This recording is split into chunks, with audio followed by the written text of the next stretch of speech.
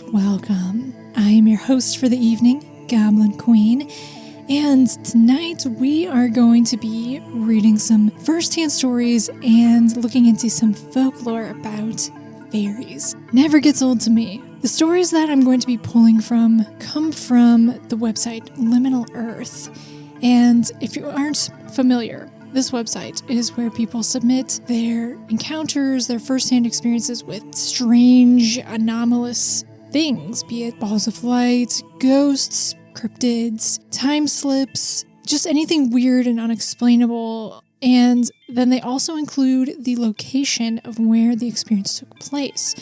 So that's kind of interesting because you can look at the regional legends and folklore, and then also what I do on the video version, if you're watching on YouTube, is I go ahead and show Google Street View of the location of the story as I'm reading it. So you can also look at where the story took place.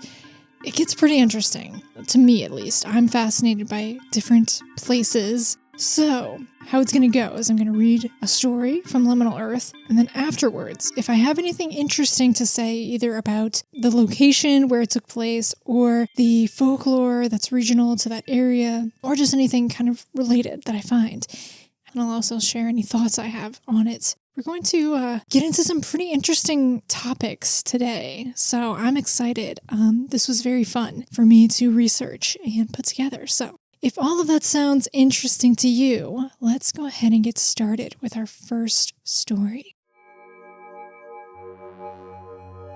So this one took place, they say, probably June 2015 in Posticiola, Italy, and it's called Fairies.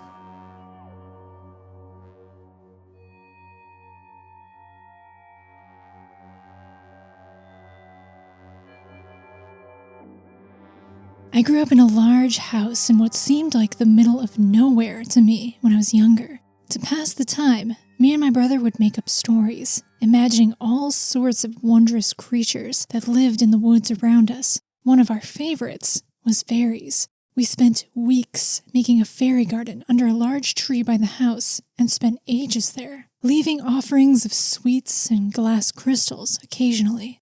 One night, we were outside with our parents, and no matter what they say, I know I wasn't asleep. I remember my dreams well, but have always been able to distinguish them from reality. We were by the fairy garden, and while I don't remember exactly what day it was, I know it was warm. It was dark. We were looking for fireflies. Probably June. I remember seeing wonderfully colorful lights floating all around us, all warm shades of orange and red and pink and yellow, with some in hues of purple and blue. They were large, but not so large that I didn't think they were fireflies at first. I was young, and that was the only thing I thought they could be. I don't know what happened after that, but soon enough I was in bed, thinking of those lights. I have brought up that night to my parents many times over the years, even to my brother, but they always say that they remember no such thing happening. And my brother denies ever truly wanting to make the fairy garden with me, despite how enthusiastic he used to be. Now the garden sits abandoned and forgotten. It hurts to see it like that to some extent, but it doesn't feel the same as it used to, and I don't think I could bring myself to enter it. Not anymore. Alright, so that is a very lovely story, and seeing balls of light is something that seems to be consistently common throughout recorded fairy sightings and folklore, up until modern-day experiences. So as I was saying at the beginning, one of the great things about reading stories from Liminal Earth is finding beautiful places I would never otherwise know about. And Posticiola is one of those places. It is this beautiful hamlet that Google Translate tells me that the name of the village means small place. That's definitely a more modern name for it, Posticiola, because this is a medieval settlement. It dates back to the 9th century, with one article I read saying that there's historical evidence of the town dating back to the year 898. So, quite old and also quite small. There are around 50 or so inhabitants of Posticiola. It's absolutely stunning, obviously rich in history. It was once part of an ancient settlement, which is now a famous archaeological site, that was inhabited by the Sabine peoples prior to Roman invasion. So while I do love fairies, the culture that I know the most about when it comes to fairy lore is Ireland. So I didn't really know anything about Italian fairies or Italian fairy folklore. If they had their own name for fairies, if they had their own unique folklore surrounding fairies. So I started looking into that a little bit. And it turns out that they have many names and many different types of fairies or fairy-like creatures. Really depends on what part of Italy you are in. I will say, unfortunately, it wasn't very easy to find too many sources about Italian fairies. One of my main sources is this 3-part article by Raffaella Benvenuto, who even admits that, quote, unfortunately, references to this vast body of lore can be fragmentary and quite difficult to find outside of the writings of folklorists or anthropologists, or the occasional collection of folktales gathered directly from oral sources, since modern life seems to have eradicated most of those beliefs from the minds of people. End quote. So, she does list sources for what she wrote, but most of them are in Italian, so I can't read them. I don't read Italian, unfortunately. There are a variety of names for fairies. One of them is fata, which translates as fairy. Another word or term, just kind of generally for fairy, is Yana or Yanas. And that term has a very interesting tie to these archaeological tombs that are found around Italy called Domus de Yanas, which means fairy houses or house of the fairies. These are named fairy houses probably because of their very small square or rectangular openings and these narrow passages that connects them. The average human adult would need to crawl in order to kind of squeeze themselves even just to get into the entrance. So legends and folklore has suggested that diminutive beings have created these burial mounds as dwellings, perhaps. Here's what Raffaella writes about the Domus de Janas. In the island of Sardinia, isolated from the mainland, not only in a geographical sense, the local fairies are oddly reminiscent of their Celtic equivalents. Diminutive, about 1 foot tall, and white-skinned, the Yanas live in underground caves, though the Sardinian Domus de Yanas, literally translating to fairy houses, are actually prehistoric burial grounds. They only go out at night in order to prevent the sun from burning their skin, which can also become luminous when they have to move about on moonless nights. Yanas specialize in weaving the finest, most beautiful fabrics, as well as in baking delicious wafer-thin bread. For these purposes, they use gold looms and silver sieves. They are also said to accompany their work with the sweetest, most beautiful singing, which can sometimes be heard from afar. Like other kinds of fairies, they possess treasures of gold, silver, and jewels, guarded by horrible insect-like creatures called muscas mechidas, which hide in the treasure chests, ready to attack any would-be thieves. According to some tales, if the treasure of the Janas is stolen, it quickly changes into coals and ashes in the hands of the thief. So just that last bit is very reminiscent of the Celtic fairies. If you are given or you take fairy gold from the Celtic fairy lands back to the human world, the next morning you'll find that it's just leaves or detritus. The weird insects are pretty unique, though, I think. Pictures of them make them look like weird big flies. Pretty creepy. That's just one example, the Yanas, of one of the types of fairies that can be found in Italy, and that's on the island of Sardinia. Another interesting source I found is this map of mythological creatures in Italy that's printed by Puka Press. Puka, of course, is a Celtic fairy, and maybe you have seen these before. They're really cool, these beautiful illustrated maps. They have them of the United States, Ireland, Wales, England, Scotland, a couple other places. You can buy them as prints, but basically it shows the outline of a country, in this case Italy, and then in each little region it has an illustration of a monster or a mythological creature that is known in that area. And then on the website for Puka Press, they give a little description of each creature that they drew, and there are a couple of different fairy-like creatures on here. So we'll probably come back to Italian fairies at some point because it seems like there's quite a few of them, and maybe I can dig up some more sources in the meantime. All right, let's go ahead and move on to our next story. This one was submitted by Elizabeth and took place in Santa Ana, California in July of 2005. It's called Two Fairies.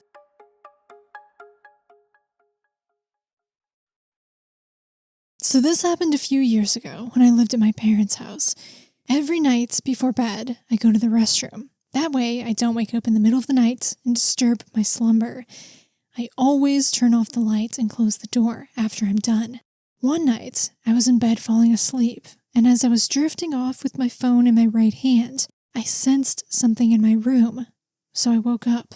When I woke up, I saw two fairies. I'm honestly not sure, but they looked like fairies. They both were about 6 to 8 inches tall, and each looked a little different from the other. They had gorgeous, colorful, luminescent wings, and I can't recall the color of their bodies. I was just so mesmerized by their wings. Their feet were very different. Both were webbed, but one looked like a frog, rounder, the other like a turtle, pointy. As soon as I saw them, I slowly and carefully reached with my right hand to grab my phone so I could turn on my flash. When I was reaching, they came at me with full force and pinned me down. I could not move at all or scream for help. I couldn't feel them touching me. It just felt like some sort of force holding me down. Next thing I remember is waking up a few hours later. I thought to myself, was this a dream? I remember getting out of bed and looking around and going to the restroom, and the light was on and the door was open. I never leave the light on or leave the door open. So to me, that was very weird. I started to question myself at this point. Did I hallucinate? Did I go to the restroom and was I in a trance and just knocked out and was dreaming? It made me feel like this actually happened and it wasn't a dream. I don't ever remember feeling like I was in danger or they had any bad energy, but it did scare me because nothing like this ever happened to me. The spookiest thing that happened to me before this was in my room when I was sitting on my ottoman working on some crafts. I felt 2 fingers tap me twice on my lower back and ran down my back, and no one was there. But this experience was another level of spooky. I could not sleep in my room for the next few days, and I had to sleep in my younger brother's bed because of how shaken I was with that situation. It was definitely a weird but cool interaction that I will never forget. Okay, so I could see someone reading that story and just putting it down to sleep paralysis because they couldn't move, and then the next thing they know, they'd woke up. So I don't know. I mean, they said they could move before that. They were trying to reach for their phone. So I'm not sure, but very alarming to have the fairies rush you and pin you down. So the feet were interesting. I did read one experience in a different video that mentioned webbed feet. This was an episode I did called Blue Fairies. But that's a pretty unique detail, I would say. I mean, having webbed feet you would associate with maybe something aquatic, some kind of aquatic creature.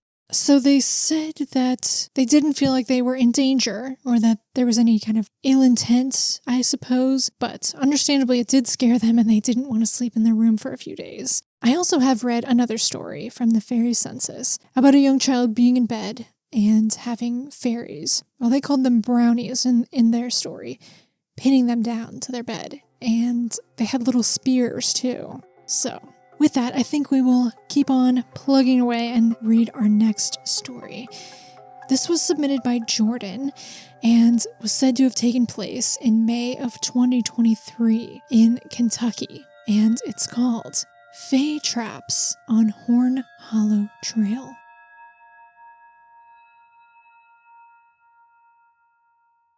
I went to Carter Caves in Kentucky with some friends to camp and hike the Horn Hollow Trail, as well as explore the cave that is open for self-guided tours with a permit. This trail and cave had to have been one of the strangest I've been to. The trail is considered moderate, but there are steep drop-offs and cliffs. There were numerous Fae Traps.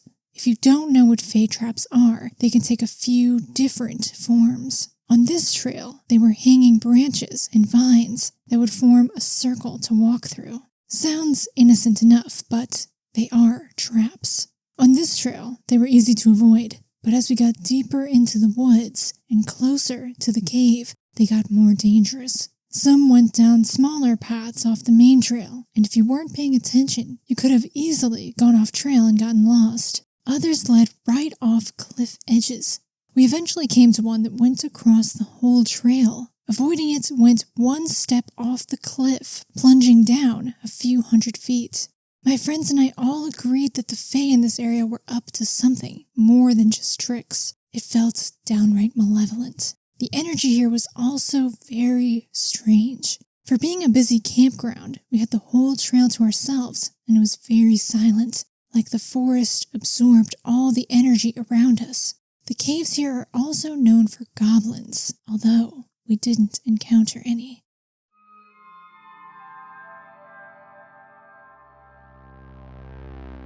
So, I haven't heard of this term or the concept of Fae Traps before, but I do know the kind of thing that they're referring to. Long, woody vines that hang in big loops in wooded areas. I definitely see those from time to time on my walks.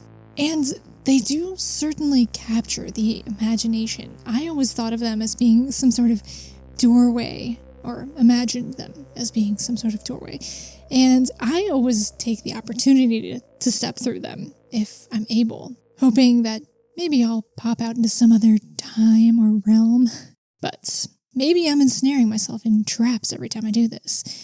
The author doesn't say what the consequences of setting off these Fae Traps are, but in my head I'm kind of likening it to fairy rings or toadstool rings. Actually, I guess they did say that you could, if you end up stepping through them, you could plunge off a cliff, so maybe that's the trap. They also mentioned at the end that the caves they were hiking near were known for goblins. Obviously, I had to look into this. So I think they were mixing the rumors of goblins with a different cave called Mammoth Cave, some 200 or so miles west. About 100 miles west of Mammoth Cave is Hopkinsville, Kentucky, famous for the Hopkinsville Goblins story, where a family claimed little goblin-like beings in silvery suits laid siege to their farmhouse one night. This event, the story, has become one of the most cited UFO cases and is even credited with the coining of the phrase Little Green Men. If you aren't familiar, I did talk about this in my very first Goblins video. I have a Goblins playlist if you're interested. So it's perhaps these same goblins that are said to dwell within the caves of Mammoth Cave National Park. I didn't really find too many references as to what goblin rumors there might be when it comes to Mammoth Cave. My guess is because of its somewhat proximity to the Hopkinsville Goblins case, maybe those are the goblin rumors. The Carter Caves, where our story took place, do have a reputation for being haunted, with a circulating legend of love, tragedy, and death regarding two young Cherokee lovers said to have taken place on the site. However, a comment on the Carter Caves State Resort Park page on hauntedplaces.org from a former cave guide claims that this legend was manufactured to drum up business. So, if it's actually haunted, I can't say.